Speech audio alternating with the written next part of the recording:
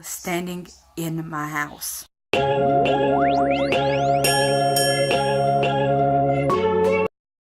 So before I get into the paranormal story itself, I want to give y'all a little bit of history on where we was living and the events leading up to this particular event that I'm telling y'all about. So we moved into an apartment complex back in September of 2015, and it was built maybe 2 to 3 months before we moved in. So we moved in September, and I'm very good at picking up vibes. My mother is, my grandmother is, my aunts, pretty much anybody in my family is really, really good at picking up good and bad vibes. Well, walking up to the building, it was kind of like, well, to be a new apartment, this was kind of like on the more creepier side of the building, I guess. And our apartment was on the back of the building. So we walked around back, and I told Mom, I'm just not feeling right. Something's off. And she was like, well, there's other people living here. Give it a chance, kind of thing.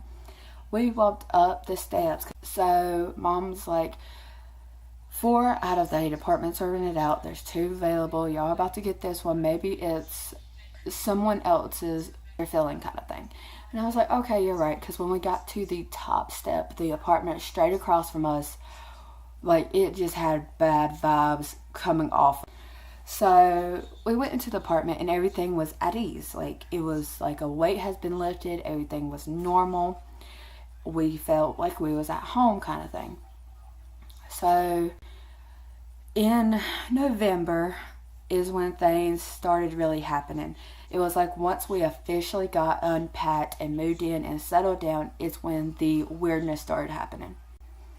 And we was the type of people that always chalked it up to the kids or one of us or neighbors or just something like that. Like, we never actually thought it was something paranormal. The first thing that happened was there was knocks on the door, and the type of doors there were, the inside knocks sounded different than the outside knocks. And the knock sound always sounded like it was coming inside. We chalked that one up to it just being the kids, because they was always running around in the kitchen, the living room, the hallways, their bedroom, something. Like, they could have easily knocked on the door. So we was like, it's just the kids. Then we noticed lights were being left on after we turned off the lights. Like, we knew we went through the whole house and turned off the lights. There was lights coming on. And we chalked it up to one of us getting up in the middle of the night, because at that time Sky was still really young. And still in the bottle and everything. So I was like, maybe I done it. Then we had an incident to where on our sectional, each one of my kids' clothes was laid out perfectly.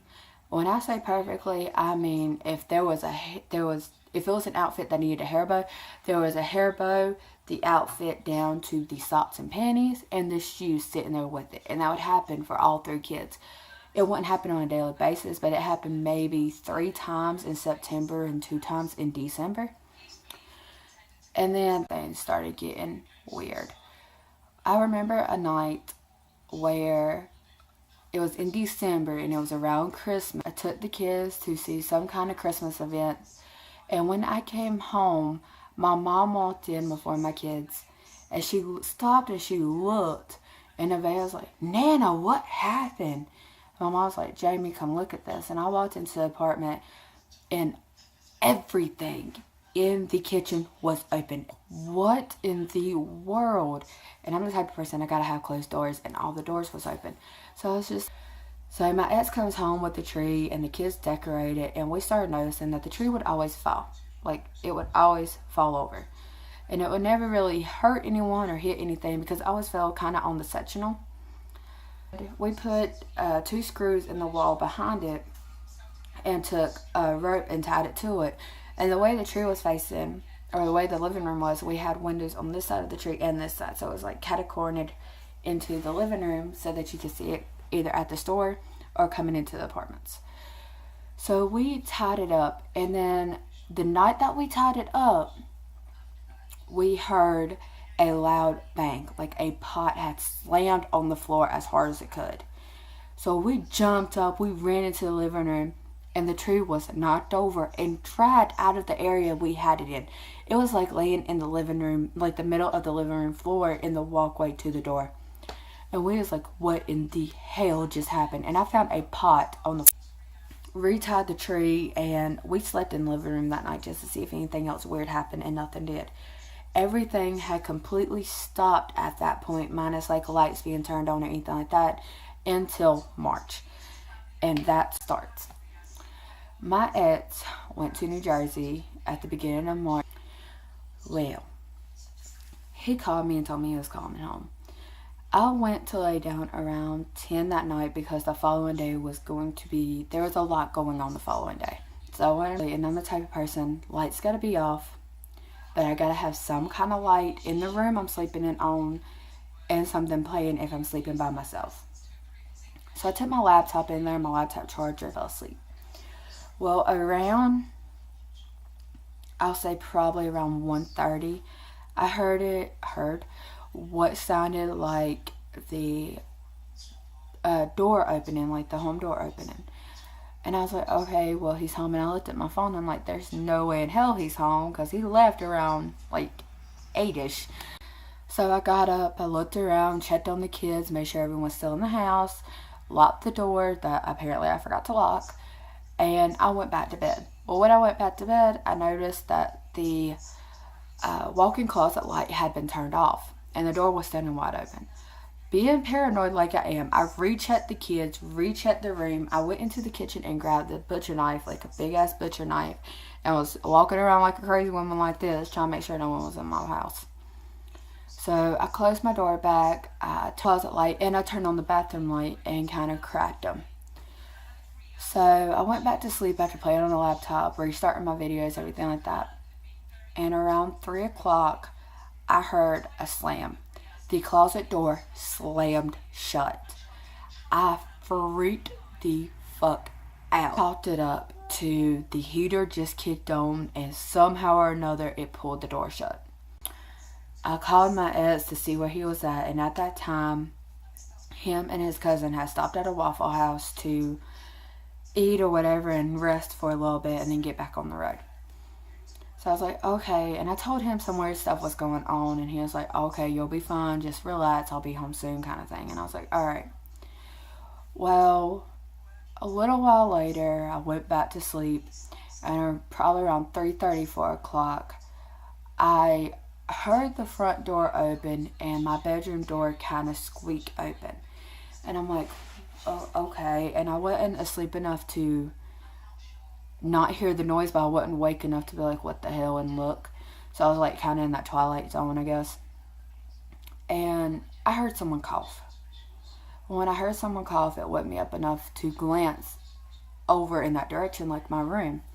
And I was like, why is my door open? But then I saw what I thought was my ex close the door, set something down, and started walking out, or walking to his room. And I was like, hey, you're home, kind of thing. Nothing, not a word. I'm like, is everything okay? And the closer he came, the light shined on him. And I will never forget automatically just bawling, because there was a scar straight across his face, and it looked like it was a fresh scar. And it's like, why are you not talking, kind of thing. And then out of nowhere, one of the kids made a noise, and I glanced at the door and looked back, and he was gone. I freaked the hell out. I called my mom, and she was like, what are you talking about? I don't understand. I was like, look, I couldn't say anything. And when I finally was able to talk and explain it, she was like, okay, well, you said he set something down. Go look and see if you can see it.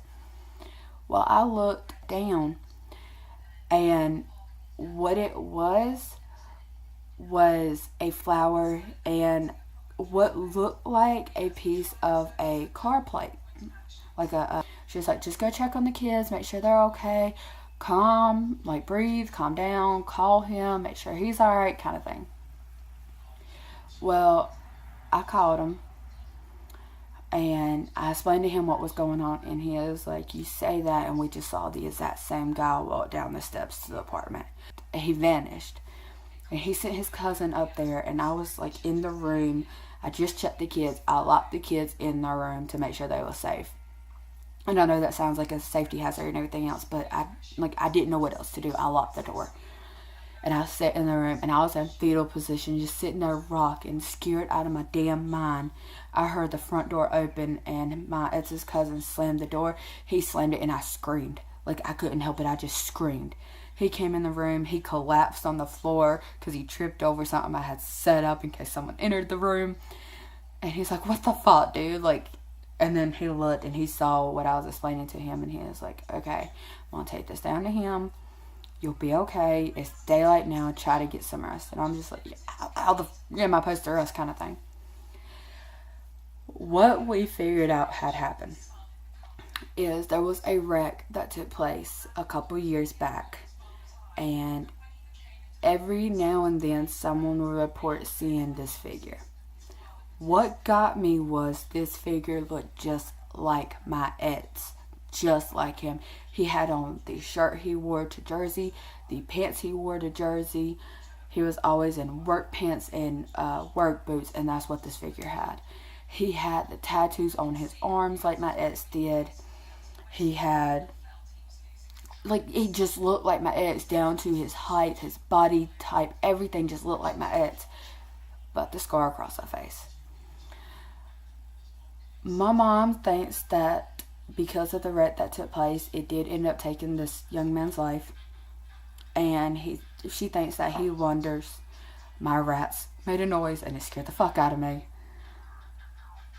Anyway, my mom thinks that he wanders and tries to find home. After this happened, a couple months later, there was more reports of this same figure in other apartment complexes.